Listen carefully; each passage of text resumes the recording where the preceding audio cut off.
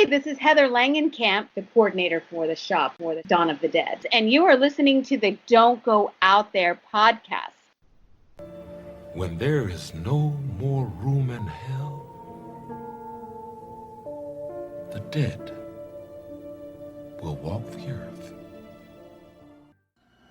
In a world where zombies, ghosts, serial killers, and vampires all exist, welcome to the Don't Go Out There Horror Movie Podcast. Welcome back, everybody, to the Don't Go Out There Horror Movie Review Podcast. Just want to thank everyone who's been listening to us. We got some really exciting news for two of our co-hosts. I'm going to let them tell their exciting news. But before all that, I just want to shout out our social medias. Give us a follow on Facebook, Twitter, Instagram. Just search Don't Go Out There. And, you know, we're nice people. We'll follow you back, too, so you ain't got to worry about all that. We appreciate all the feedback. We always promote our next shows or giveaways, you know, stuff like that. So just go follow us on those social medias, and we'll keep you up to date. But Drew and Mike, they got some pretty exciting news in their lives, and we'd like for them just to start the show off by announcing that. Go ahead, Drew. Well, I just got a promotion from being the coordinator of Buffalo Rock here in Columbus, Georgia. Shout out Buffalo Rock. To being the warehouse manager of all the operations. So pretty big stuff. I still got a couple more places I can go from there, but super excited. Oh, yeah. Awesome. Just man. admit you run the whole show. Just say it. I'm just kidding. No, that's great, brother. That's awesome, dude. I'm second in command. I'm the assistant. Shit. So I'll go through it quickly. As we said way back on our first episode, everyone on this show is a Florida State football fan.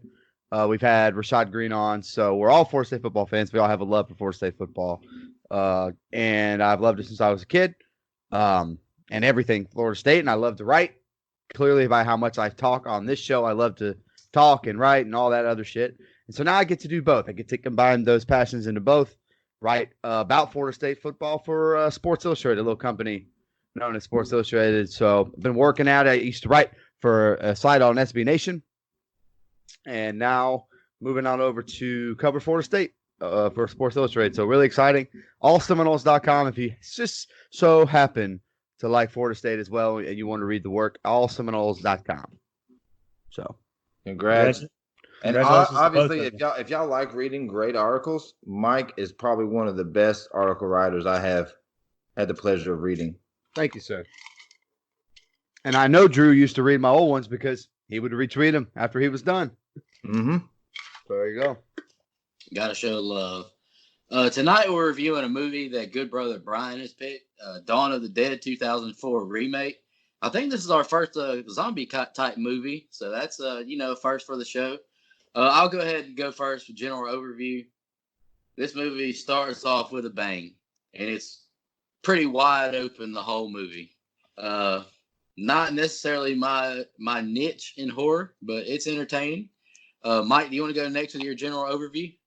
Yeah, so as far as overall, I like the movie. I remember liking it the first time I saw it. It's kind of funny because I actually saw Shaun of the Dead before I saw this movie. So Jesus. It's kind of like Scary Movie with Scream, the whole thing. It's kind of like the same situation, but I can also separate the two, so it's not like a big hindrance on me or anything. Like the movie, to me, we have a big loose umbrella for horror here, so I'll let this be in there. But it's more of an action movie about halfway through. It really starts to become a kind of a good action movie, or at least to me. And now there's some stuff I don't like. There's a lot of flash over substance, but overall, it's an entertaining film. Go ahead, Drew. What's your general overview of this movie? It's a slight movie that's above your average movie. It has really great points. It's got really great moments in it where you're just like, okay, man, if they just keep with this, I'm going to stay with it the whole way through. There's a few moments that I got lost in. I'm probably more of a OG fan on this movie. I like the OG a little bit more just because it sets more on the character development, and there's a limited amount of characters. But overall, I enjoyed it. thanks, Brian, for bringing this one back into my life so I can potentially shit on it a little bit. Not surprised at all. All right, Brian, why did you pick this? And let's get a general overview, brother. Yeah, first of all, PSA for I've had a few people ask me this. Look, all of these opinions on these movies for all these episodes are ours. Like we don't say, "Hey, you hate this movie and I'll like it." We truly have our own stances on these movies. It just turns out that Drew hates them all. So it's not that we're telling him to hate them. Hey, what are you talking about? What are you talking about? He even hates the ones he picks. I didn't hate Scream. I'm just kidding, man. Silent Night, Deadly Night. Come on.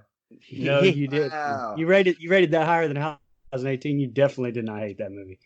No, I did for real want to put that out there though, because I have had a few people ask, "Hey, do you guys like take different stances to make it more interesting?" No, honestly, it just turns out that way. And thankfully, I mean, I'd say thankfully, I mean, we've all had the same opinions on a couple of movies. They've just been rare, and you know, we don't do it to make the show more interesting or anything. But I picked this movie because I mean, I'm not truly like, you know, Drew said that he was a fan of the old one. I'm not a fan of, honestly, many zombie movies at all, because I don't look at slow walking zombies as a threat. I never was a fan of Walking Dead. And so those movies are kind of campy to me and a little bit cheesy. And there's room for that. You know, I like some of those, but I just have never really been a zombie movie fan until I watched this one. This was the first zombie movie that had the running zombies, and that to me is what made them like, oh shit, like, you know, these are actually, you know, a threat. Like they're a little bit scary.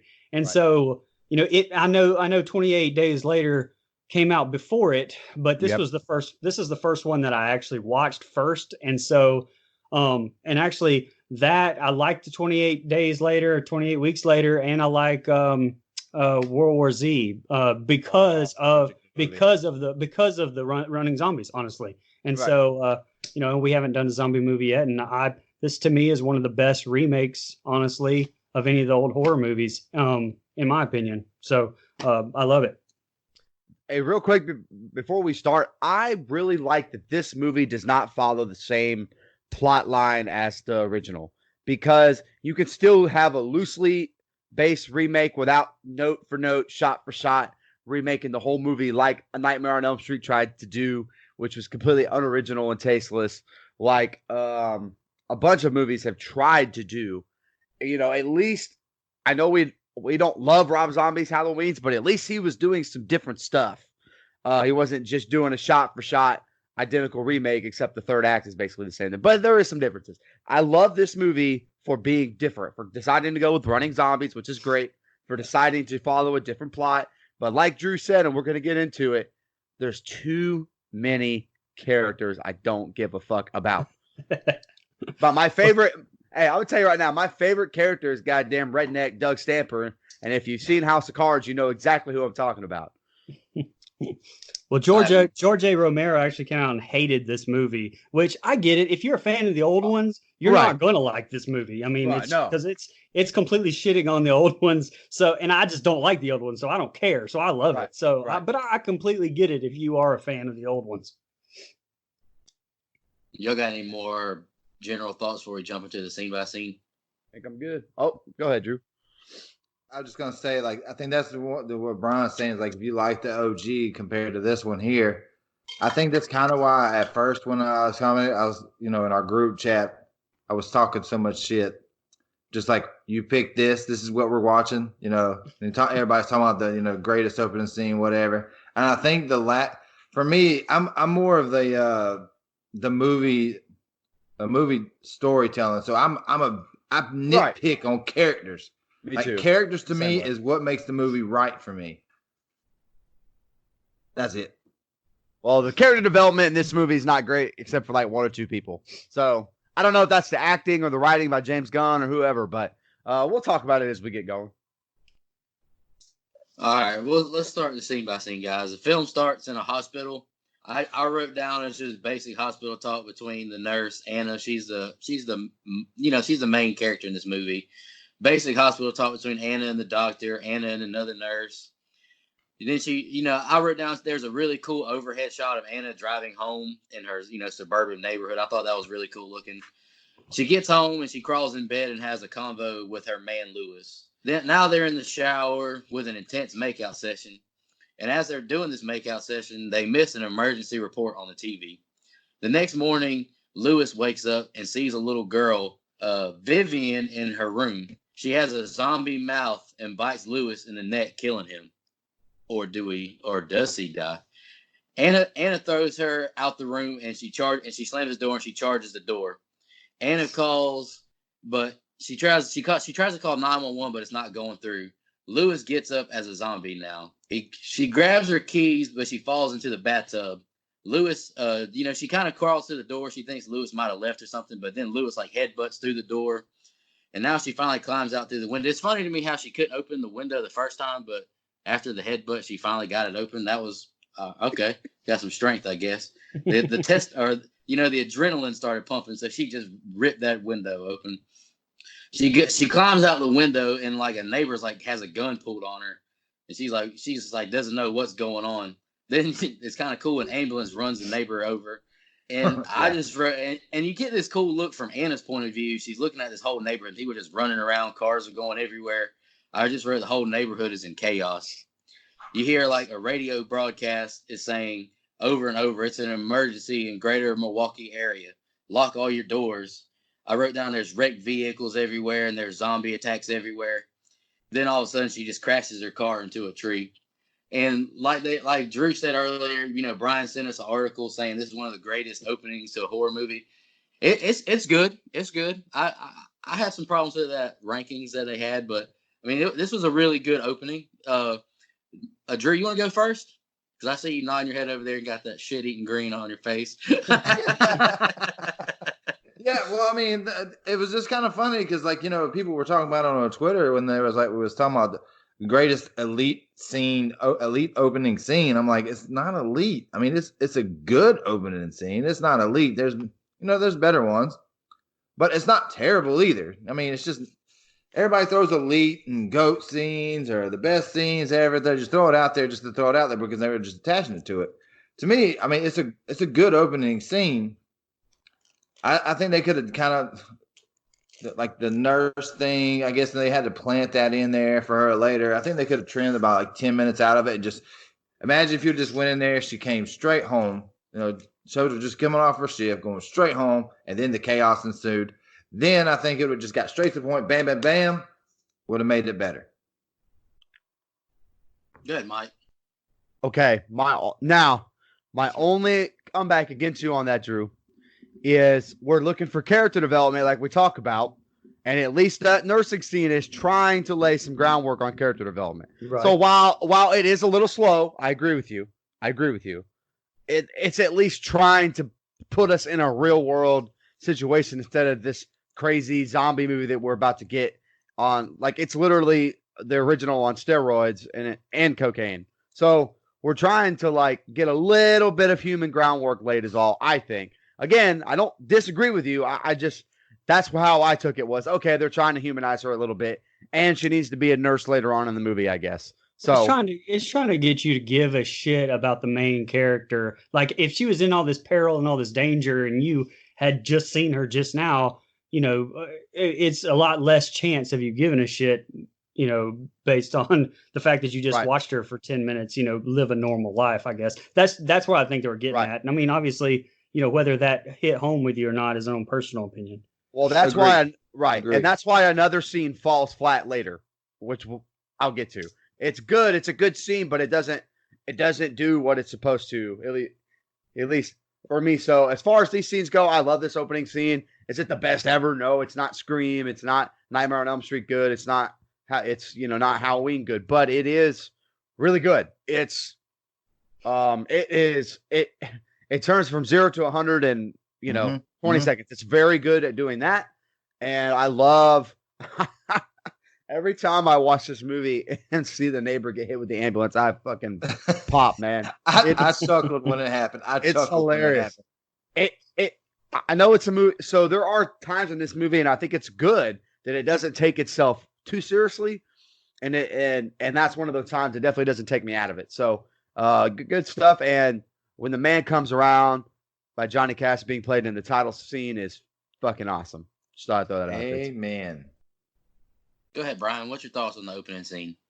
Yeah, I mean, I know that Drew, I know you got a problem with it being called Elite, but I mean, to me, this is it is in the top 10 probably of opening horror movie, ever to me. But Yeah. and that's elite company to me. So that's why, I mean, if it's not in the top 10 for you, then I get it. Or, if it's not in the top 10 for whoever. And obviously that article was Rotten Tomatoes, and you can take it or leave Rotten Tomatoes, whatever you think. But they did have a lot of different ones. Like I think it had Jaws #1, and that's awesome. But I don't know if I would put that at #1. I don't know if you would or not. So right. That's but always up to interpretation. But yeah, me, I'm gonna be contrarian. all those rankings are for sure. I like how the movie Better than Watch Mojo. Sorry. Facts. Go ahead, bro. I'm sorry. No, you're good. I like how it gets you comfortable with the normal monotonous night, and then it hits you with bam, it gets you at 100 miles an hour. It's not some slow grind you have to get into. And the cinematography is unmatched in this to me. Like from the Really overhead, good. from the overhead shot of her in suburbia, pulling in to the overhead shot of her hitting the bathtub, the wall real hard, and then it was the amazing shot of, like you said, the tracking shot of her standing in the front yard, like looking from right to left and looking and watching all of the mayhem just in front of her, knowing that it's happening all over the world and not just here. And this is a personal thing, but ever since I was a kid, I always, no matter what, when I hear the emergency broadcasting system in a movie, it always kind of gives me a little bit of a chill, a little bit of a spine, I guess, because you're in America, you're it's drilled into you that if you hear that, it's like mass chaos, and you just never hear it in real life. So whenever I hear it, to me, that always gives me a little bit of chills there. And yeah, just like with the overhead tracking shot and shit crashing and just complete mayhem. I put on my notes D Wade gif. I love it. Yeah. Who's that? Who's that? Listen to him. I will say there's the scene in the director's cut that's not in the original theatrical one in this particular group of them here, where there's just when she crashes, there's a woman just walking, just completely naked, walks up to the car, looks at her like bloody, walks off. So I guess it was just kind of That's the one I saw too. Yep. Here's some nudity for you. So I guess that was in there too. So anyway. Yeah, after that, I just wrote down the opening credits. It just has flash shots of all the chaos going on, and we have some Johnny Cash playing in the background, which is always good. I like the Johnny Cash song because country is elite music. Shout out to Dustin Franklin. Anna wakes up from her car crash, and she has a gun pointed to her head from Officer Kenneth. He tells her to say something, and she just says, "Please," just verifying that she's not a zombie, and she joins him. They're starting to walk around, and then they have shots fired at them from Michael, Andre, and his wife Luda until they realize they're not zombies as well. Andre tells them not to go that way because then there's nothing there, and that they're all going to the mall. When they get to the mall, it's completely vacant. I wrote they give all the stores inside the mall that cop search. Kenneth in front with the shotgun, jumping around corners, being safe. And I wrote Andre gets a scare from an outside zombie, as he's looking outside, and one runs up to the door. Michael hears a ruckus in a closet. Let me flip my page. He opens the door and sees a zombie eating another person. It attacks him, and the others at the fountains take notice. Out of nowhere, a zombie attacks Luda. Kenneth hits him, with a gun, but tackles him into the fountain. Michael stabs like a broken wood spear through the zombie's skull. I thought that kill was pretty awesome. Anna grabs a gun and shoots the zombie in the shoulder. They take off running and get into the elevator. When it opens, there are 3 other security guards with guns pointing at them. And all the security guards say they got to go find somewhere else to stay. Anna, she gets them to let them stay. Andre gives up his gun so they can stay with them. All of them are watching the chaos on the news. Anna patches up Kenneth's wounds. Andre discovers Luda has been scratched. Anna's in this room, trying to find, the stuff to sew up Kenneth, and she starts breaking down crying. And, they all rush her out of there. CJ and the guards, they find the zombie in the fountain twitching that they had shot in the shoulder, and they finally shoot it through its head and kill it. They shoot another one in the store. A few other, they paint, CJ starts giving out these directions for all of them. And a few others, they're on top of the building. They're painting a huge SOS on top of the mall, asking, trying to make aware of where they are. From the roof, they see zombies approaching them. Then they see someone else on another roof. The sign says Andy, all alone. And he points at a helicopter, and it just flies over them. Brian, you want to give your thoughts on those two scenes, man? Yeah, sure. Well, I kind of got a pretty good bit here. So, I'll first of all, like, this movie's not that old, but even now in 2020, seeing people in a mall, it's kind of, how long before somebody, for, maybe my kids are watching this movie and thinking, malls, like, what the heck is that? So, and I thought about that. I don't know. I thought about that when they were walking through and you could hear the mall music and stuff just playing in the background. I thought, man, this is going to date itself very quickly, and it already kind of has, honestly, with just malls being out. So, Ving freaking Rhames, man, he's one of my favorite characters. I love him in just about everything he is, and he just plays Ving Rhames in every movie that he's been in. So, and I love it.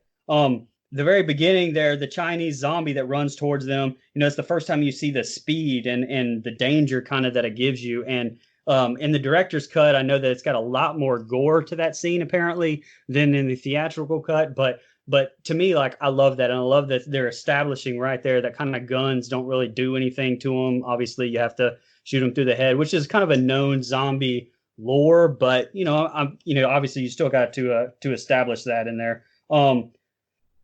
There's a I wrote down it was super unnecessary for them to throw a toilet through the glass when the dude had the crowbar in his hand. When I was watching that, I was like, man, that was super unnecessary right there.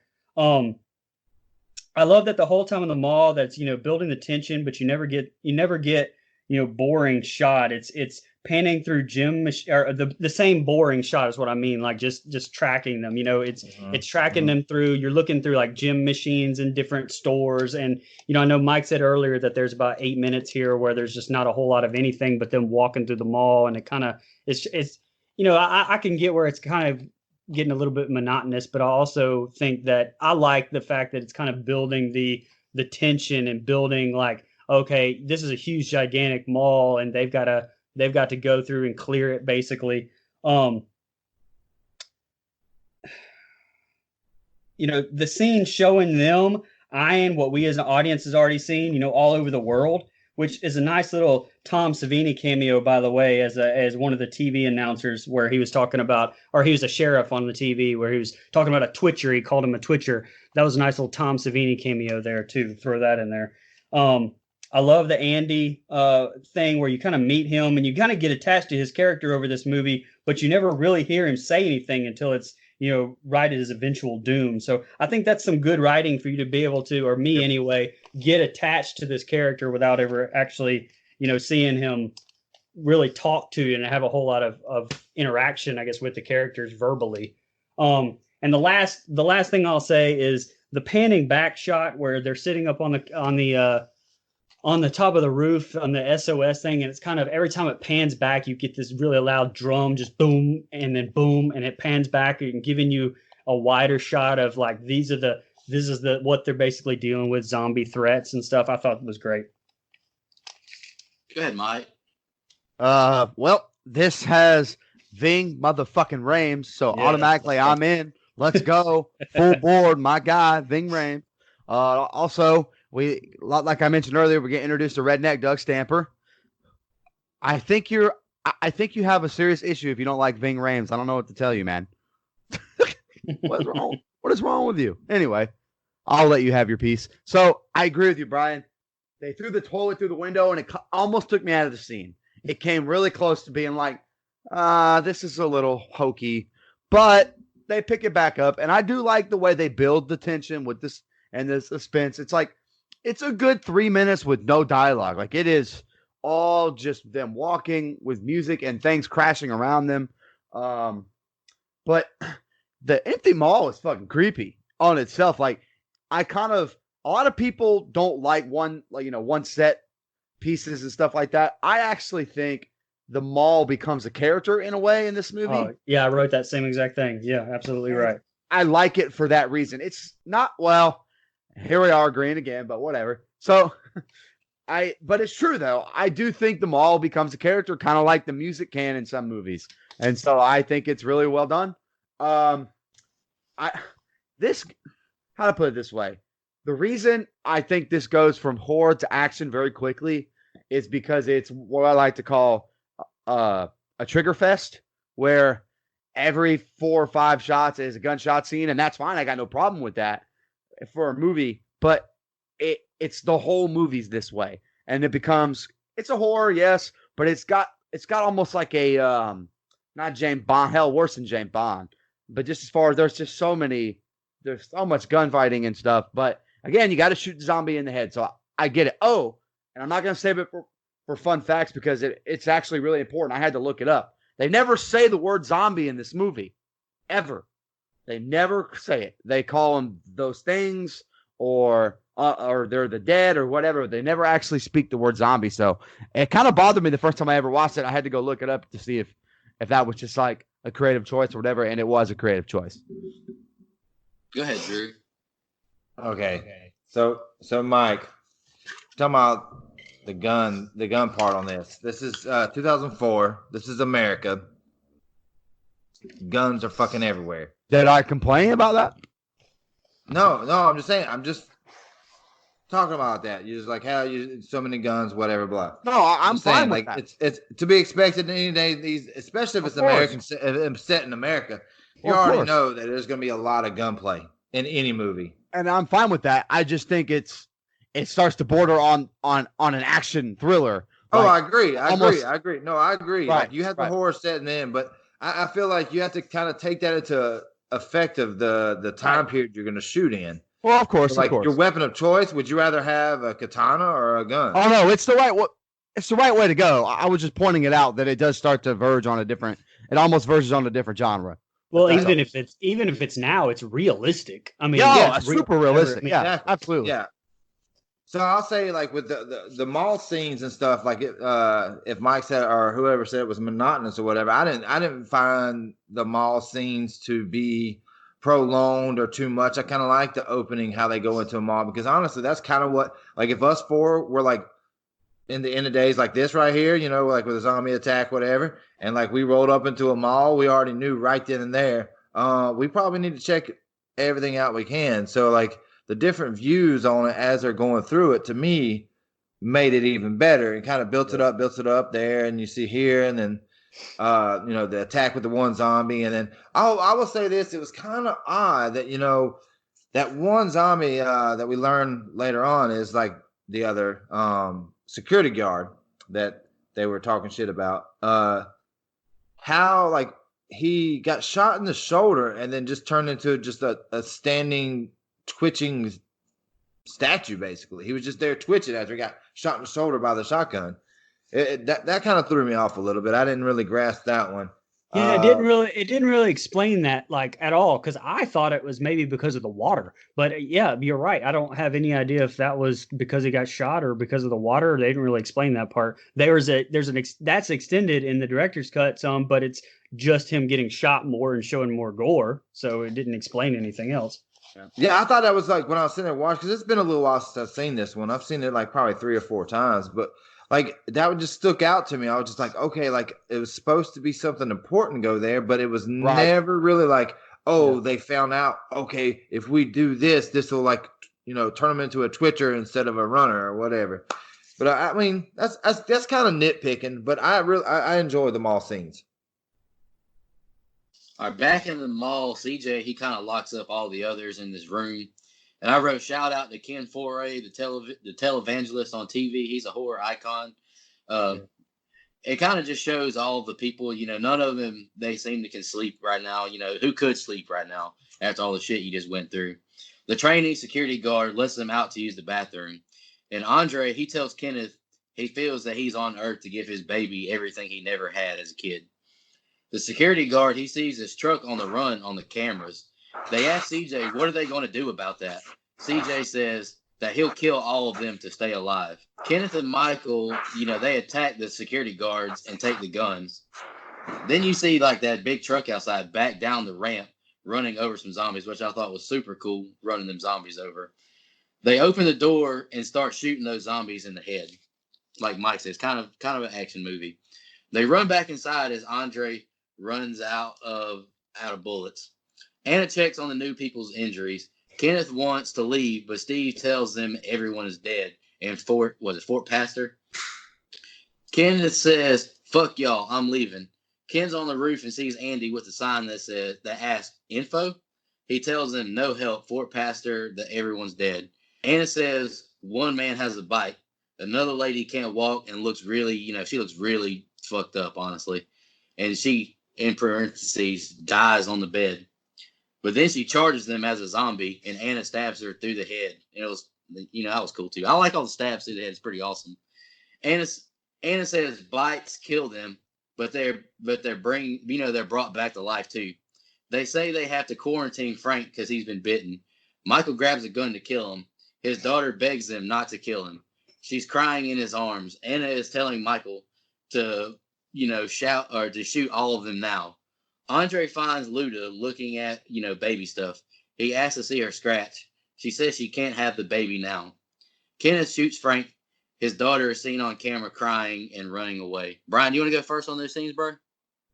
Sure. Terry has a great liner at the beginning of this group of scenes where he says, he's telling the other security guard, everybody's dead. Your mom, your dad, the fat chick from Dairy Queen. Yeah, that cracked me up. There's talking about that evangelist scene there. In the director's cut, it's about 30 seconds, probably a minute longer. And I really like this scene because, where he says, it ends with when there's no more room in hell, the dead will walk the earth. And I like how everybody starts kind of talking about and discussing religion a little bit here. Yeah, I understand that, religion's kind of a touchy subject and most movies kind of try to stay away from it. But, it's realistic in the end of times or in the end of days and things like in a movie like this. It's realistic that, number one, people would have guns like we were talking about earlier. And number two, you start going to whatever belief you have. And I think I really how this movie really kind of delves into that, where a lot of them would shy away from.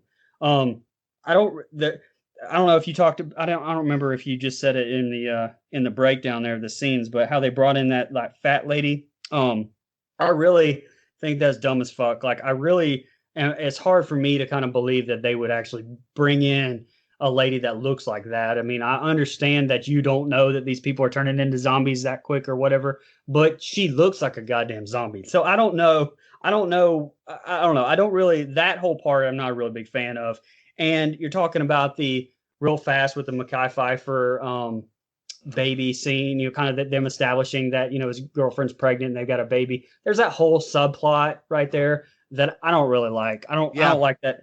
That's the one subplot that I think would have really kind of, I could have dumbed down there and got it written. But watching the fat lady turn and sit Undertaker style after she died, that alone was probably worth the dumb decision of their dumbasses bringing them in, because I liked watching that and kind of her sitting up kind of Michael Myers style behind them a little bit there.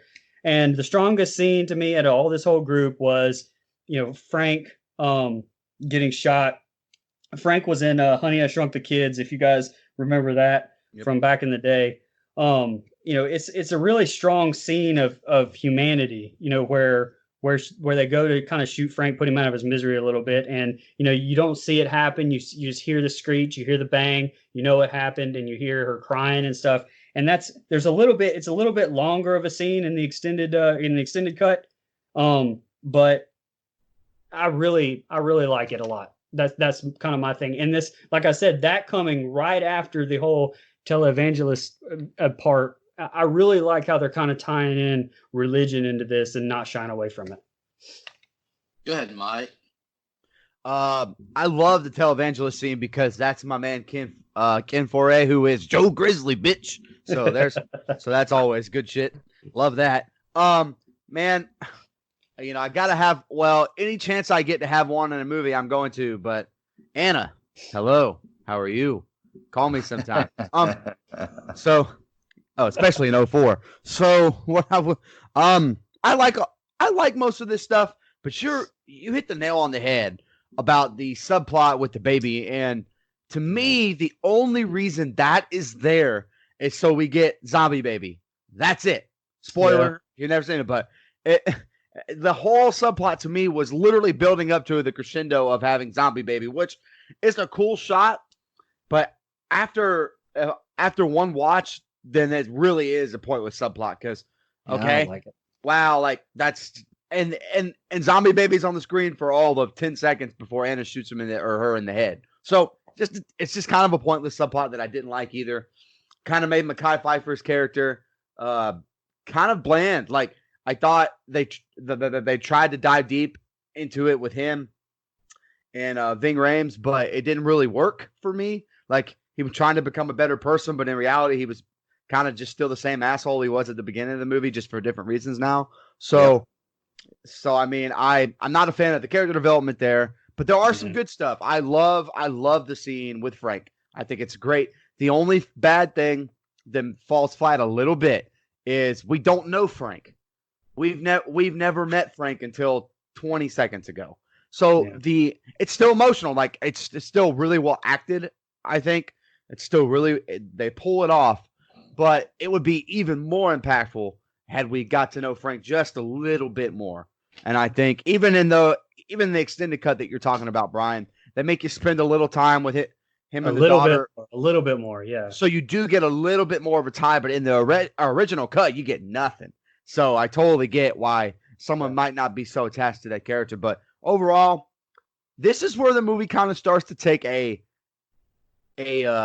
what's what I'm looking for? It turns from having a real plot to just seeing if it can start one up in the scene from the last scene. Like it kind of wants to level up a little bit here and there. So there's some of that, but I don't mind that. That doesn't bother me. I'm fine with it. It's a good, fun, entertaining way to do it. But again, I can't get over it. And the actor's name is Michael Kelly, which is CJ.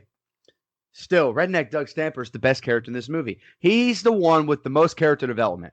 He starts out as a complete fucking prick and ends up being a damn hero for the most part, dude. Yeah. Like he really comes around, and helps everybody out. So I think he's got a lot of character development just throughout that short little time. We don't know a lot about him, but we see him change over time. So I like these scenes for that reason. Yep. Go ahead, Drew.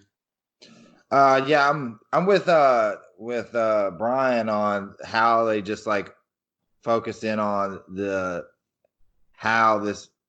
big lady. That's all I'm gonna say is the big lady, how she turns into it.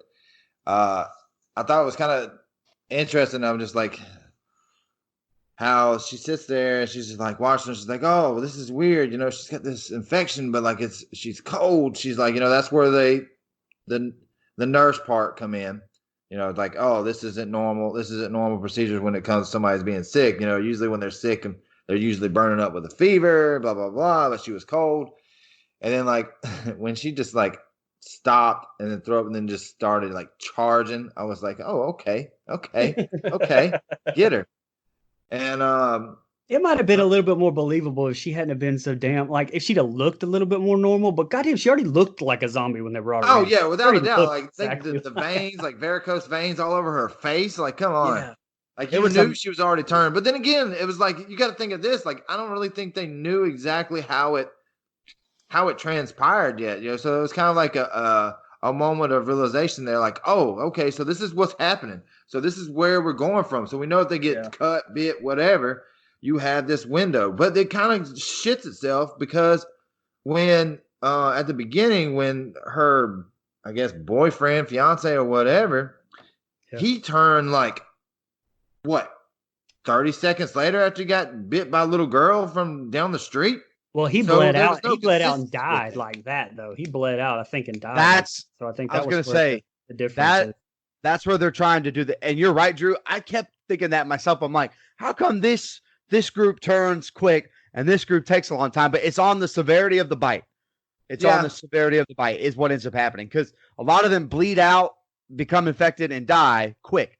some of them take a really long time. If it's just one little, quick bite, it takes longer to get into the system. That's the way that I took. I get Right. that, but like they didn't show that with him like Right, at the no, beginning. right, Like it didn't yeah. show him dying out and then like, guess Right. what? I'm reanimated. I'm back in this joint. So that's the only thing. But Right, again, no. I guess that's me nitpicking. That's me nitpicking. No, Like you just follow no, along it's with not it. a It's nit- fine. no, You that's don't not think a about it. That's No, not a it's nitpick. That's a legit. legitimate. Yeah. Yeah, it's legit. Yep. So And- outside of that, like to be honest with you, my favorite character is not even the main character from the girl from the very beginning. Mine's What? actually CJ, like from like start to finish. He's my Yeah. favorite character. It's the one and only character arc that I followed along. It was just like, okay, so he started off as a total douchebag that had, was a security guard. Also, how many mall cops are rolling with guns? That's what I was Obviously, I think I was they lost. I I think was they like- visited the sports store. I think before they. I don't think they were carrying. That's the way I kind of had it in my head. My Cannon. favorite part is he started out as a mall security guard, and by the end of this movie, he's Jean-Claude Van Damme. Oh yeah, It's hilarious. but And there. Go ahead. I was just gonna Okay. say, like, to finish up mine, I was just like, I love these scenes. I love the flow of it. I really don't get what Mike was saying, like, they were trying to top scene by scene by scene. I didn't get that. I just thought it was a very good flow to these scenes that led up to the next part. I was just going to say that, like, the talk about the CJ character development. There's actually 4, I think, scenes that are in the director's cut that show him, a different side to him. How he's not just an asshole at the beginning. It kind of Right. shows some signs here that lead you to believe that he's not just an asshole. And so, like, I wish that they would have left those scenes in the original cut. And by the way, one more little thing. Early fun fact: fat lady played by a man. Boom. Okay, let's do this. Really? Yeah. Damn. Wow. Did not know that. Wow. Mike with the great fun facts. That one, Buffalo Bill's nipples prosthetic, man. You just bring the good ones to us. I know y'all were wanting to know, so I had to tell you. This next scene is a little break in action, I think. Andy has a new sign for Ken. They're playing chess via whiteboard signs. And then, I wrote down there's a whole parking lot full of zombies trying to get after him. Then I just wrote all of them inside start living life. That some of them are having sex, they're watching TV, playing basketball, living their best life as they can in the circumstances they have. And then Andy, he's sniping people that they pick on the whiteboard, and that's kind of cool. Yeah. After this, they're all having this, I wrote in parentheses, the get to know each other conversation over dinner. And then suddenly the power goes out, and I wrote Luda goes into labor. Her scratches turned her into a zombie. Kenneth, Michael, and 2 guards, they go to find the generators. They see blood on the walls. Then, they stop and pause, and they look around. They see something running, and then a dog shows up. But then out of nowhere, like Randy Orton, a zombie comes from above and attacks a guard. And the room is full of zombies. And, they kind of go into this protected area where they're inside of a fence that they close. And Michael sprays gas all over them, and they light them on fire. And they're shooting them with shotguns through the fencing and all. It's pretty intense. I like it. We're back with Luda and Andre. Luda dies, in parentheses, like I said, but the baby is still moving inside her stomach. Luda wakes up as a zombie. Andre shoves a belt in her mouth, just so she can give birth. Anna tells Norma that she's going to go check on Luda, but Norma says she'll go instead. Anna just says, if you need me, come get me. Luda is giving birth. She walks in and sees Andre holding the baby. She sees that Luda is a zombie. She kills it, but she shoots Andre, but they both shoot each other basically back to back. And Anna sees the baby is a zombie, and you hear a gunshot. They don't show, they're not going to show a baby getting shot because I don't think 2004 was brave enough.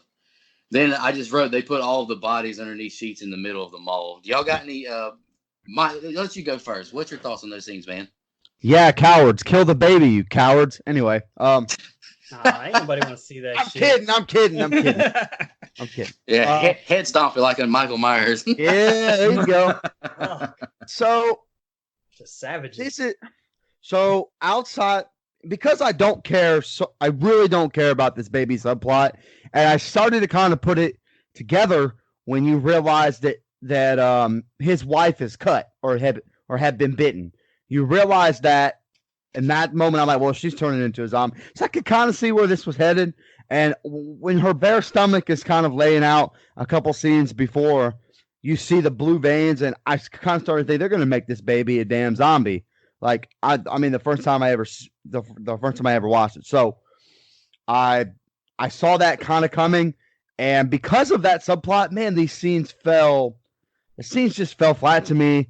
I'm not a fan of unnecessary deaths. Like if we're doing Carnage Candy, like a movie that's its sole purpose is to just kill as many fucking things as you possibly can. If that's like, you know, a cheesy horror movie in that way, okay, I get it.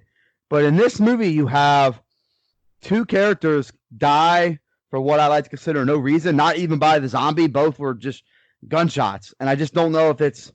I wasn't a big fan of that decision either. But his character is so irrelevant by this time to me. I guess it really doesn't matter because they don't. That's the one thing this movie doesn't do is make me attached to the characters. These couple scenes that you just talked about kind of show that. So, and by the way, the on-screen chemistry between the person who plays Anna and, man, I'm drawing a blank on the name. See, that lets you know. And the person who plays Michael, I don't see it. So their whole faux relationship thing, I wasn't buying that either. Oh, Jake is his name and a character name. Oh yeah, Jake. Sorry. Well, the montage with the Down with the Sickness remake with love it. That whole thing, and then you know how it's showing the I love the game where they're shooting the celebrity lookalike zombies. Yes. This to me is you're establishing, you know, the monotony that's going on. You're kind of passing the time by showing a little bit of fun stuff and kind of a day-to-day life instead of just, you know, boom, jumping to the next scene, which is, I understand how you can kind of say that this is an action movie because there's action parts, but it seems like the mall scene at the beginning. Right. It seems like that I think are less, I want to say less actiony, but you know, it's a zombie movie too. I mean, you know, I like this better than I'm held up, like the old school one. I'm gonna make some people mad, the fans of the old school one, but the old school where you're held up, you got 2 or 3 zombies trying to break in, and they grab an arm, and you know, it's like I like this.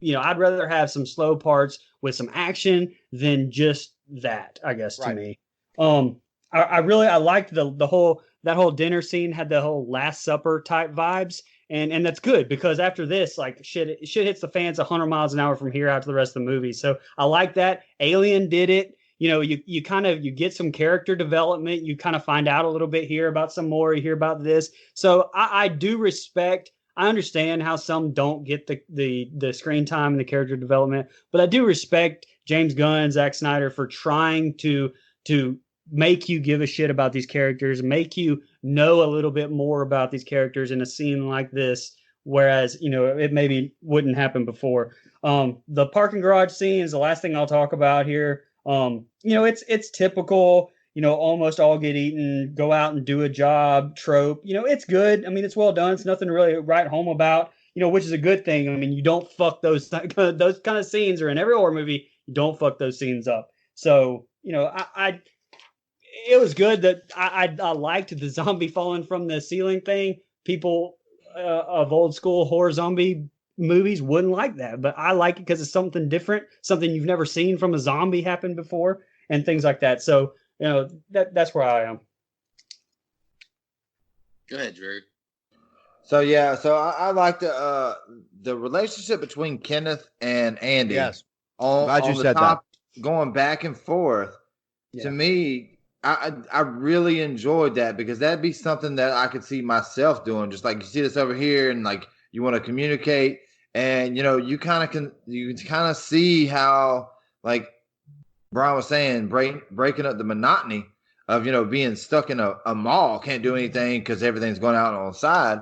So you have this real, like, you know, walkie-talkie type, like talking through the can with the string, you know, from across the street.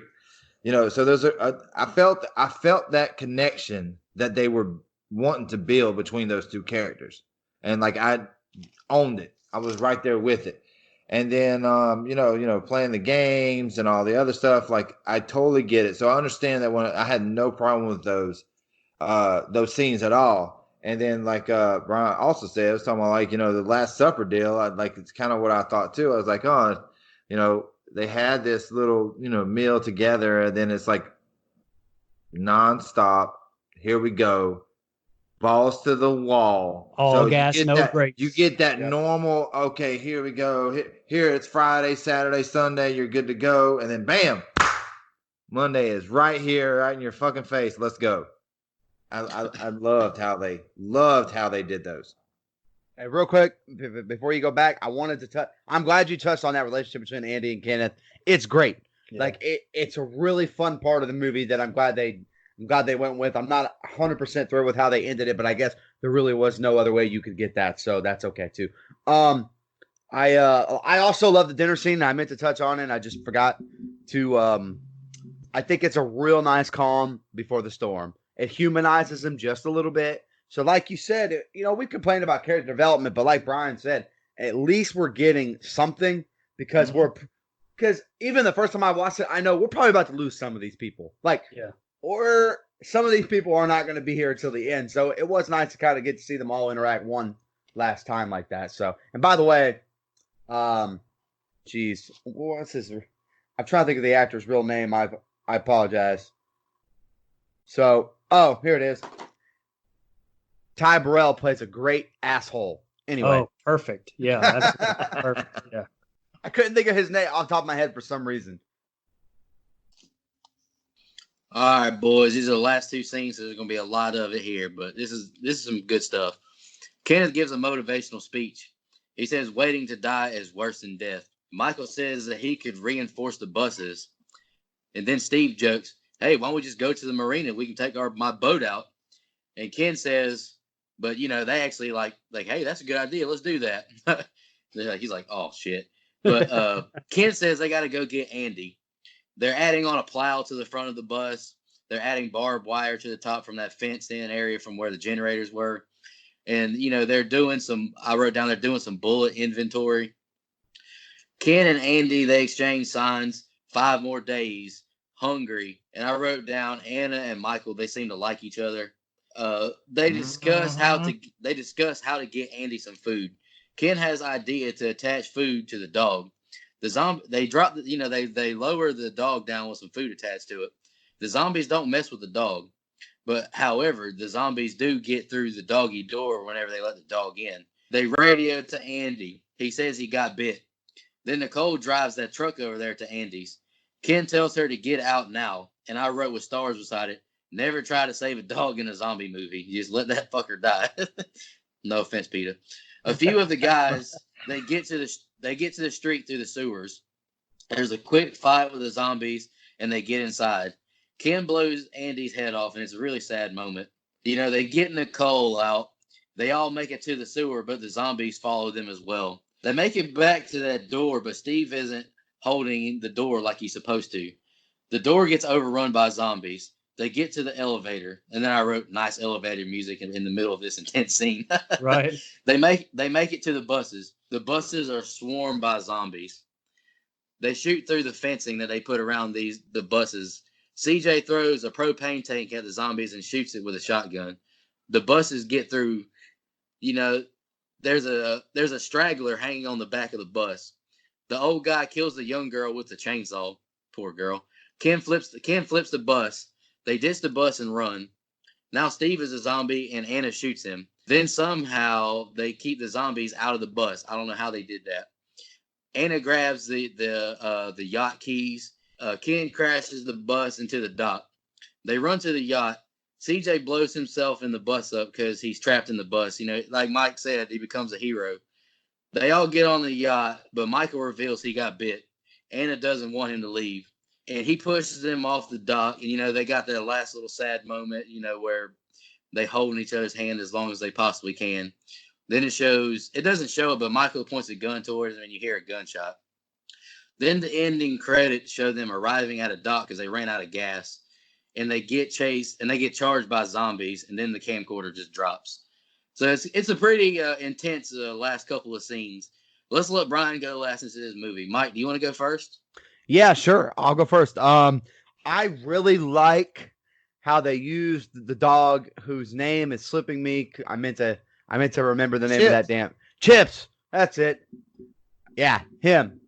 So I love how that's a really creative thing that they did there. I really thought that was good. What I don't like, and is to this day one of the fucking dumbest things anyone has ever done in any movie of all time, is that girl driving the damn truck to the other building to get a dog. Dogs are awesome. We don't deserve them. But when we're talking about impacting 7, 8 other humans that are standing right here next to me, or one dog, come on now. I mean, I know that girl had been through a lot. She'd been through a lot. She lost everybody in her family, but same way that everybody else there had probably also lost everybody in their family. I'm just saying that is it made me so mad. I'm willing to forgive it because there's some good stuff that comes after. So it's not. Well, hey, you gotta think though. I mean, you got a group of people, and in a group of people like that, you have dumb ass people. There's at least going to be 2 or 3 people in a group, so it's realistic that there's going to be some dumbass. There's definitely going to be dumbasses in the group. I mean, look at Mike in our group. Oh my god! Wow. Only a dumbass doesn't think Scream's a horror movie. So anyway, I love you, Mike. Fuck yourself. So anyway, as I was saying, I love the van scenes. I think everything with the van scenes is good. This is where it kind of becomes an action movie for me, though. Like, but it's good. It's not bad. It doesn't. I'm not shitting on it. It's still all really good shit.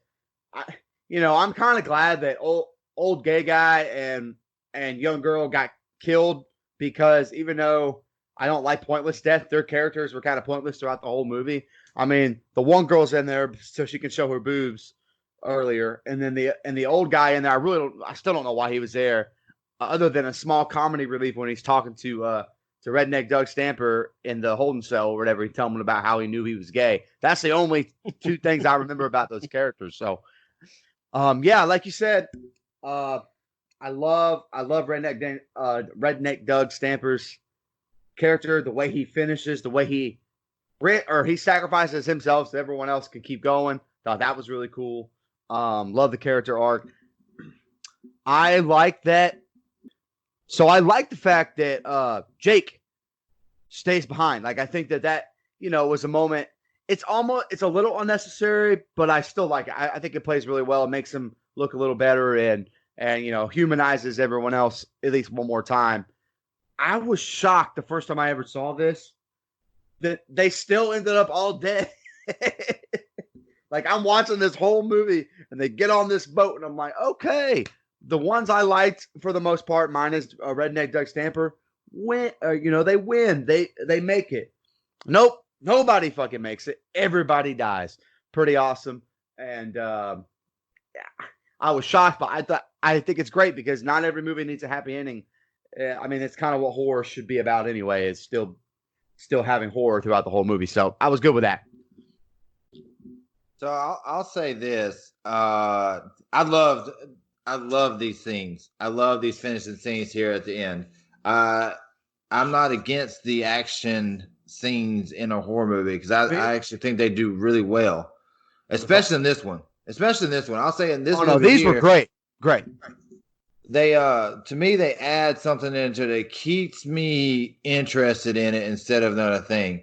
And of course, like I said, the character arc where he just like, you know what, y'all go. I want to, unload my, I'm fixing to go tat, take everybody out, and then, fires off the propane tank to kill off everybody around him. Just shows you how he went from being just that, a security mall cop to being like, oh, these guys gave me an extra chance. They embraced me. I'm going to give them the best chance I can. That's some real epic hero shit right there. Because, like, do you think I don't know if I could ever do that. to just be like, you know what? I'm gonna sacrifice myself, take as many of these guys off, just so they can get closer to where they need to be. That's a big pill to fucking swallow right there. That's some real man shit right there. There you go. But I love these. I love this scene. Love it. Love it. Love it. Love it. And it just I the run from the only nitpick I guess I got is the run from the buses. The run from the buses was like so drawn out almost. I'm just like, man, this dude could have totally just like went right with them and they would have all been fine. But I know that kind of takes away from it. They can't all be fine. You have to have some casualties in the war. That's just the way it is. War has always got casualties. So he had to be the casualty. And another point I'll say, like, the building of these buses was probably another one of my favorite scenes in this. I like those. How they're like, just building it together, blah blah blah. They never like tell you how long they took to build this, but it took like days. It took days and days. Yeah, easily. But then it rolled out. It was like, just a juggernaut on wheels. I was a bit annoyed how the death in the buses happened. Because again, it was one of them elongated ones. Like he trips and he's got the saw. And he's like, oh, right into the shoulder. Did not like that one at all. Did not like that at all. Just do something else. Somehow or another, somebody else got it in there. It could have done better. I agree with that 100%. Yep. Yeah. So, as far as ending scenes for me, I really, again, this kind of picks up with the Andy and Kenneth, relationship too. I really like how the first time you hear Andy's voice is on that walkie-talkie, but you already have a relationship with him, kind of, just from the signs, just from reading the signs back and forth. And it was really cool how they did it, where you could hear the whole scene with, I think her name's Nicole, the girl that went to go get the dog. I really like how you could hear her and her whole interaction over there, and her finding Andy and everything that's going on, and you're hearing it all through the walkie-talkie and not seeing it. To me, that's good. I didn't need to see that, and it was really good, use of the walkie-talkie there. And then you got Andy walking up, and you just see him do the sign one last time, and it's just got blood smears, so he's a zombie, and you're just like, fuck. Love that. Like, yep. It's very effective to me. Yeah, for sure. It's a very cool tracking scene too for cinematography, as it follows CJ as he's going through the gun shop and he's going through the truck, and then boom, he's back out into the road where there's just mayhem and shit just going on all around him too. I really thought that was really cool because you experienced all that, and you experienced the change in it. This is weird. This is a really weird comparison to me, but it's like ever since I was a little kid, and I'd walk up, you're under doke, and you walk up the stairs, and you're just like, boom. And then it's the crowd and the fans, and it's just huge and electric. Like, that's the feeling that it gave me looking through CJ's eyes the whole time as they tracked from the gun shop to the truck to the outside, into the road there. And I really did like how you got CJ dragging, his name's, I think it was Tucker. Yeah, Tucker. Boyd Banks. He's the guy. He was actually in Jason X. That shit hole of a movie, and he was in Land of the Dead remake after this too. But I really like how CJ has him dragging him almost like Vasquez in Aliens, the second movie there. How he's hurt, but he's still back there. He's just dragging. He's still back there shooting and handling business. I really liked that, and I don't know because I've only got the director's cut, and it did say that it was different. But is it Jake's death on the dock? Did it actually show him blowing his head off, like putting the gun up to his chin and shooting up through his head?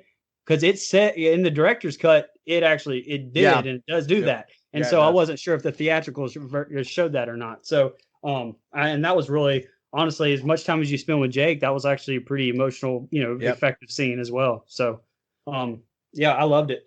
And I know, I know it's got more action, and I almost think it feels like that because you have, on almost every horror movie, almost, the third act is is Yeah. is actiony. You know, Yeah. I mean, you're getting away from the killer. It just so happens that the killer in this movie is 4 million zombies that are running after you. So, I mean, I don't have to suspend belief to believe that the action would be way more than it would be, you know, in normal horror movies. So that's just kind of my opinion on it. So are we gonna discuss as a family how the found footage at the end of this? I didn't have a problem with it. I don't. Well, no, I It's just not thought really it was, anything I had to think I about. thought it was kind of an interesting way to do it. Like, you know, you're at the end of the movie and it's like it breaks it up. I didn't say it was bad. Right. I kind of want to discuss it because why would you do that and you not follow it up? But fun fact, they were going to follow it up, Yep. but it got canceled. Yep, Yep. I was gonna say they were gonna follow it up, and no. But in the DVD extras, they show like a whole there's a couple different things, and I know there's more found footage stuff like that in there.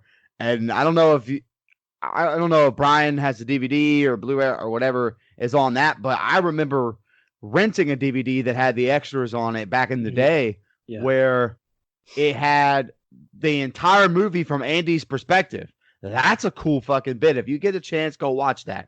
It's basically Andy's video diary, and you get to know that character, and you get to know everything from the other side. It's actually it's kind of a cool thing. It's actually really good character work. Y'all got any more final thoughts before we jump into fun facts or something? I want to give Anna credit at the very end whenever she runs off with the yacht keys and she puts the Reggie Bush on the zombies and gets away. Yeah. Big shout out to her. I thought that was kind of cool. Who's got fun facts? I've only got 2 of them wrote down. I don't have.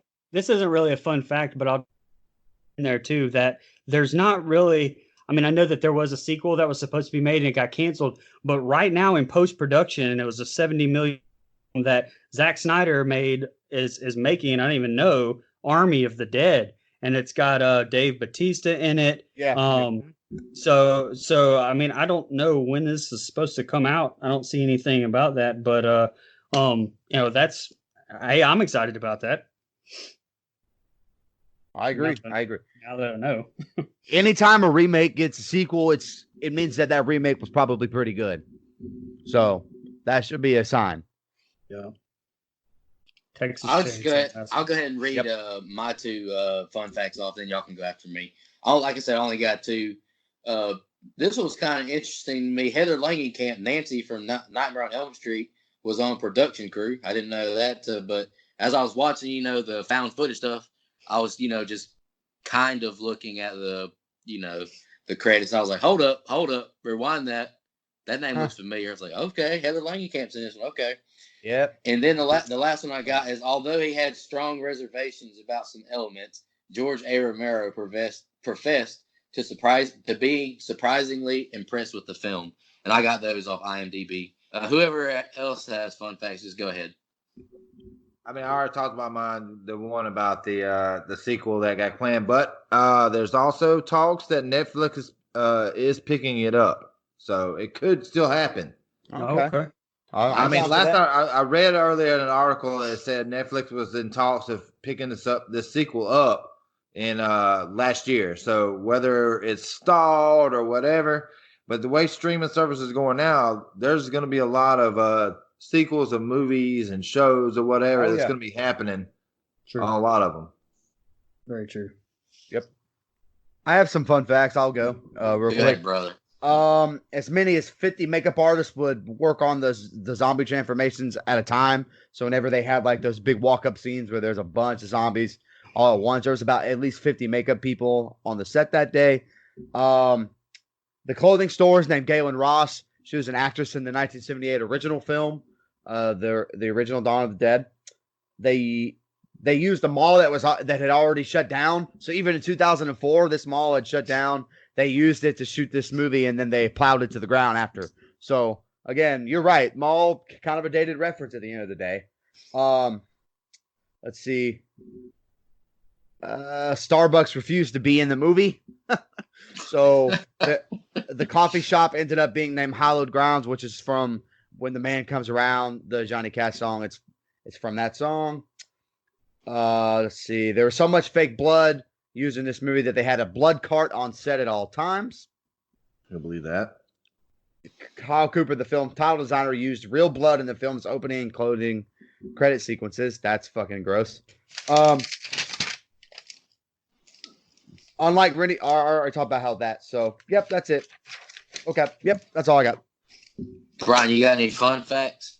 No, the only thing I have is kind of a little bit of the differences that I haven't already talked about in the director's cut and the theatrical.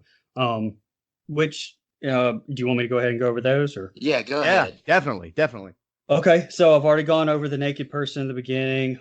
There's a 13-second scene that it shows Anna and Kenneth just kind of walking, before they meet up with that other group.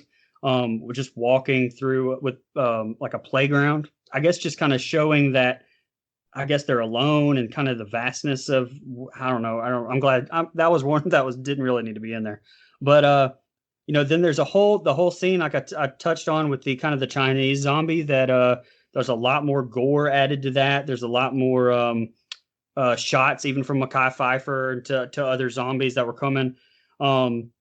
There is an extended scene with blood spattering in another one of the scenes with the zombies.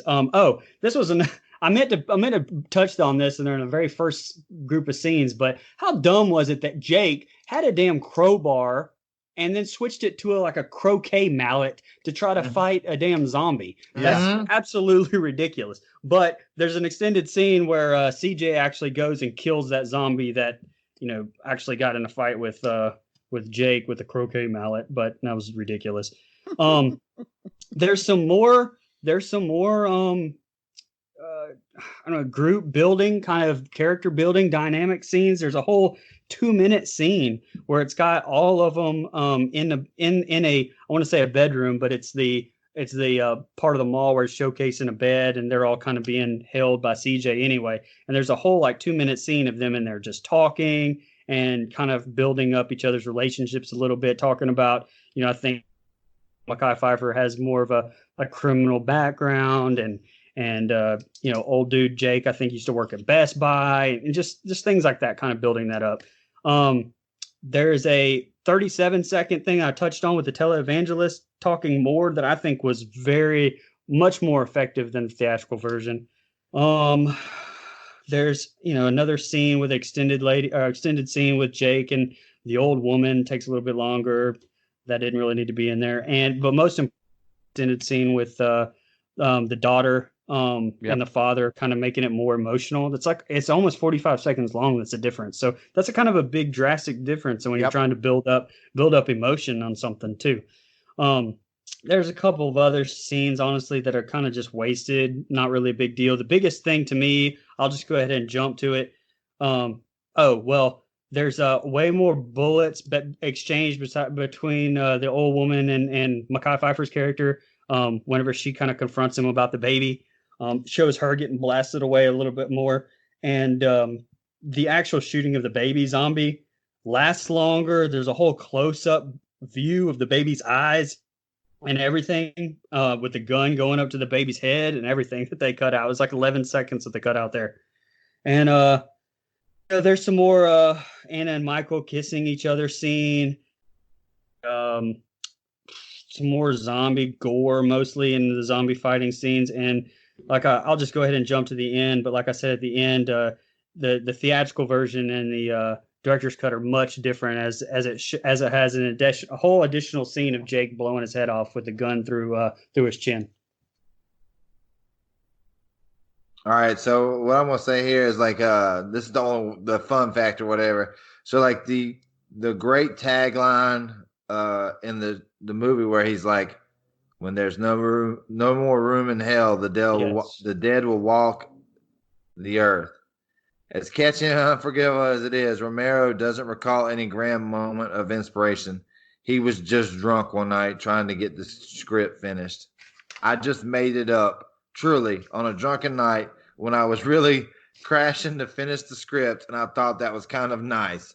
And that's per mentalfloss.com on this. I thought that was hilarious because it's awesome. There's been quite a few nights that I have been drunk but I have never come up with something as beautiful as that. That's true. I come up with beautiful stuff every time I'm drunk. I don't know what you're talking about. Can't really. Hey, so real quick before we go, this was a perfect time for me to bring this up. For whatever reason, horror is the genre that is most associated with director's cuts. For whatever reason that is, I don't know why, but there's so many different versions of our favorite films out there. It's just something I find really interesting about the horror genre because 9 times out of 10, the perfect movie, when you watch both, the perfect movie is a mix of both cuts somehow.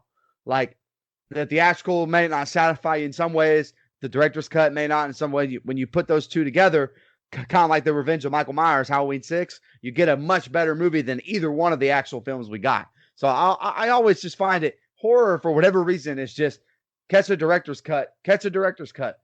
Damn it, give me the real fucking movie the whole time. That's all I'm saying. Right, Yeah, just drop exactly. it to me. Like I'm right there with you, Mike. If you're gonna have a director's cut, let that be the actual cut of the movie. Like, let yeah. it be what they wanted it to be. Like, I don't like these 4 or 5 different versions of the same movie. Like, let me see the best version that you got.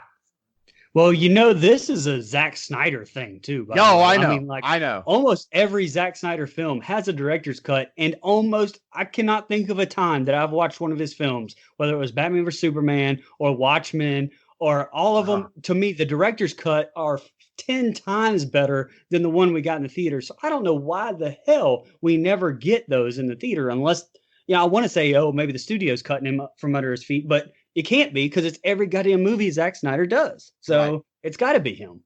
Well, he's a different cat anyway, so that doesn't surprise But me. he dropped some good ones. He does. He drops a good Yes, one. he does. Yes, He does.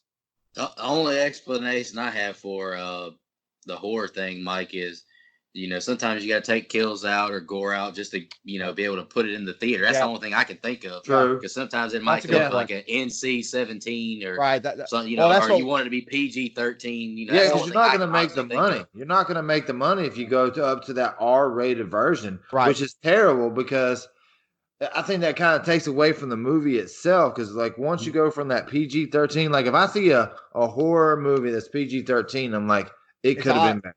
It Yeah. could have been better right off the bat before even seeing Absolutely. the movie. Absolutely. I know several Friday the 13th movies had to censor their kills up so they could make it to the theater. Jason Goes to Hell. That's a different time. Like you Yeah. think now, like nowadays, like some of the movies that back in the 80s and 90s, what they were censored for, could you imagine if they were censored the same way now? We would have terrible movies. Terrible.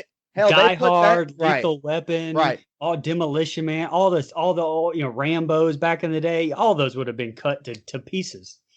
Right. And again, I know this is not an episode about Scream, but Wes Craven had to keep cutting and cutting and cutting, and finally he just sent what he originally had, and they just said, and they slapped the R rating on it. Like, so he had his original version, he had to keep sending it in and sending it in and sending it in, and finally he's like, fuck it.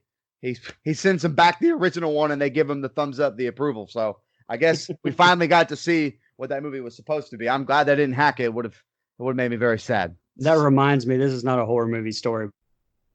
I used to have a boss that it would not matter what graphic or anything that I made, he would have to, just because he had that whole power mentality, he had to say, all right, we'll change this first. I would send him something. I got to the point where I would literally send him something. He would say, all right, well, change this. I would send him the exact thing back, and he would be, okay, great. That looks great. That's so I totally get it.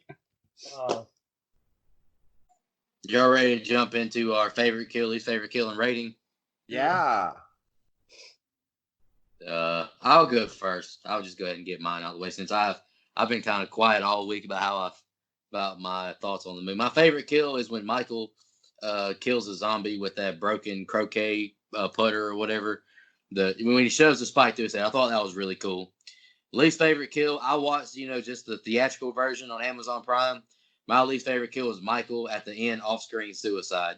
But put a disclaimer after it. I really couldn't think of a bad kill, honestly. I put that after it because, I mean, what am I going to do? Pick one of the 1,000 zombies that got shot in the head is my Right, least favorite kill.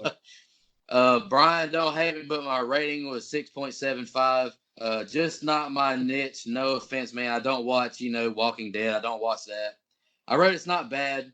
Candace, CJ, and Anna, I wrote are all good characters. I like them all. I wrote it was a little bit too long in my opinion, just because the repetitive, like you guys said, it got monotonous a little bit. Zombies getting them all, they kill them. It just got a little monotonous to me. Yep, I did. Opening scene was great. I loved it. But I wrote just like Scream and never got back to that level to me.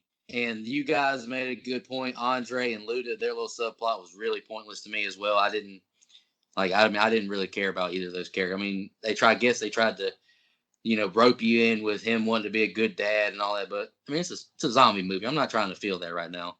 But that's me. It wasn't bad. It had a lot of action, but like Mike made a good point that I really didn't think about. It kind of became an action movie, in which, yeah, it wasn't bad. Right, but that's Mike, not a bad thing. Right. Yeah, Right. Mike, you want to go next? Yeah, sure.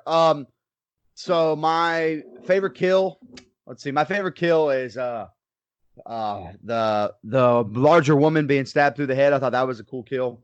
It looked the coolest anyway. My least favorite, lover of large women.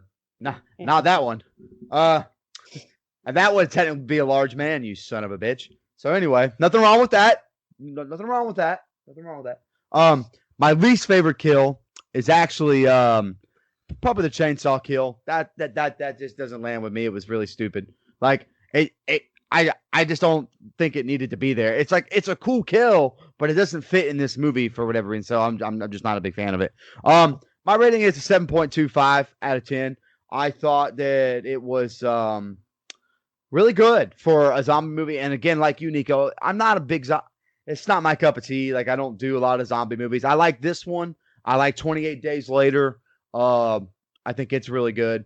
But outside of those two, I'm just not a big zombie. Like Brian, I know, shocker. I don't like the original as well. Like I'm not a fan of the original Dawn of the Dead. I'm the first time I ever saw it was almost. Wait. I could have swore at the beginning of this you said you liked the OG. No, I never commented. Oh, okay. No. I do not. No, I mean you can go back and listen if you want, but I don't like the original. It's slow. It's hokey. I'm not a fan. So this one is much better to me, and just because it's a little more modern, I can relate to it a little more than the old one. So, fun movie, 7.25. Go ahead, Drew. We'll let Brian go last. I'm curious to know yours anyway. I'm real curious. Like always, I'm real curious to know Drew's rating. Well, I'll tell you this. My favorite kill was the shotgun to the head of Larry. That was my favorite kill. I just the way they shot that and the way it just showed it was beautiful. My least favorite kill was like along with Mike over there, the chainsaw kill. It was just lame as hell. Like, there was nothing cool about it. It was lame. It was lame. But I thought I was a dumbass. You just agreed with a dumbass. That makes you a dumbass. Okay. But it was a lame kill. It was a lame kill.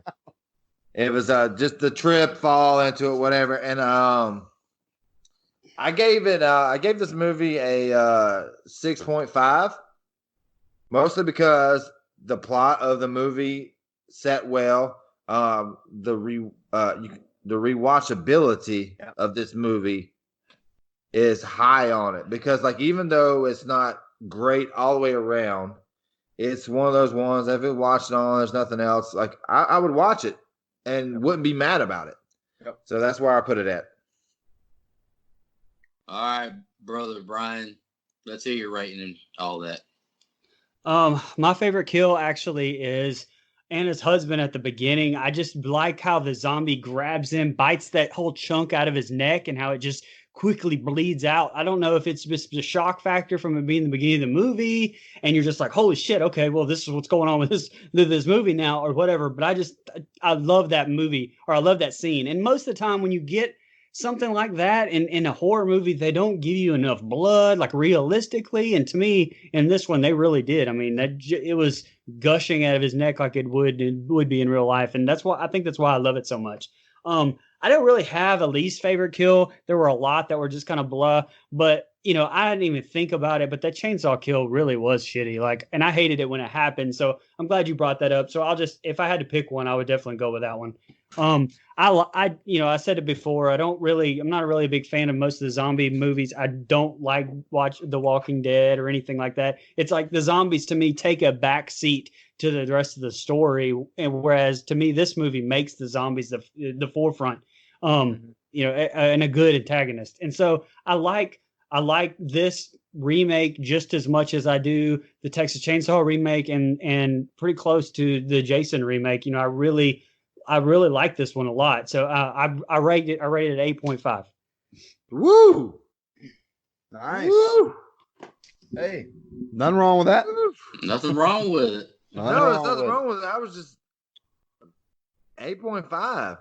Hey, but when you see a movie the first time you ever see it, if you connect with it, then 9 times out of 10 you're gonna connect with it forever. That's bullshit, though. No, I'm just telling you that's how it goes. Our brain works that way. No, because Yes, it I does. love these other movies that I talked about. It was one of my favorites and I turn around and watch them now, and I'm like, damn, that was like a 6 or a 7. Well, not that's like you. a 9 or a 10 earlier. Well, that's you. Yeah, Well, it's definitely not every. No, I'm just saying. You can sit there and say like the rewatchability for me is one of the main things I focus on in a movie when I review it. Absolutely. I'm like, okay, I might have watched this 10 years ago, but now I'm watching like Candyman. I was just like, man, I thought that was the scariest thing ever when I watched it originally. Well, I don't necessarily mean when we're kids. I just meant the nostalgic pool works for people. Most people. Oh yeah, definitely does for me. Yep. I love the nostalgia pool is extremely important to me. Me too. Brian, really, Brian's kind of brought some different elements. A vampire movie, now a zombie movie. Let's go. He's gonna pick Jaws next or Deep Blue Sea. Jaws is coming. Don't worry. I've sold the whole cast on it. Someone will shit on it, but I won't stand for it. But I'll wait till we review Jaws. Next week, one more time, great pick, Brian. I actually enjoyed watching the movie. It's just not my go-to. Yeah, it's still really good or subgenre. Next week is Mike's pick. Do you want to announce your pick, or you want to hold off? Yeah, I want to hear what this is. I'm gonna hold off. Oh, I'm gonna hold on. Let the fans know. That way they can know to tune in or not. Let the hosts know. No, you got to get them with a tease, buddy. You got to get them with a tease. I'll tell you. Tease. What year was this movie that you're thinking about doing? What year? Not telling you. Wow, not even. All right. Well, everyone, stay tuned for everybody starts fighting right here. Stay tuned. We're gonna. Well, Brian will drop another hot graphic like he always does. Let's go. We'll announce it. Bonus show. Is the GOAT. Beath is the GOAT. Appreciate everyone who's been listening. And like I said, go ahead, Mike. Bonus show. Got a bonus show. Oh yeah, I was gonna say, stay tuned this week. We got a bonus episode. We're gonna celebrate the anniversary of a great movie. But we just want to say all of us thank. Hey, yes, it's great. Yes, you're damn right. It's great. You be disrespectful later. Hey, wait. I got a fan question. It's from Harian Bathaway. It says, Drew, why do you hate movies? I don't know, Harian. I don't know. You're gonna have to ask Drew. Quit ruining my bit. Hey guys, we did have one fan question if we wanted to answer it. Oh, let's answer it. Let's go. Let's see here. Sean Irwin wanted to know what makes this one better than the original Dawn of the Dead. Well, Drew doesn't think that it is, and I like the original. Right. Okay, so that's his answer. My answer I already gave, I thought. So I feel like I gave my reasons already. Me too. Mine was basically the zombies being running versus walking around. So right. I think I liked it more, the OG more than this one, just mostly because the character development, Right, the right. storyline. That was my main thing with it. Like that, but I would rate them about the same far as like from a movie standpoint. Right. And Nico, you've never seen the original, correct? Nope, have not seen it. That's why I was Shocker, calling shocker. But like I said, everyone, thank you for everything you've done, listening, giving us ratings, subscribing. Keep doing it. Because of our great fans, like I said in the last episode, we're flying up the charts in our genre on iTunes. It's awesome that you guys are loving the show. We've actually gotten a lot of tweets and feedback on like Facebook from like people we barely know, don't know. We had one random Twitter account tell us they listened to 2 episodes and none of us knew who it was. Super awesome. We appreciate you guys, and stay tuned for that bonus episode this week. Y'all have a good night. And just want to remind everybody to don't go out there.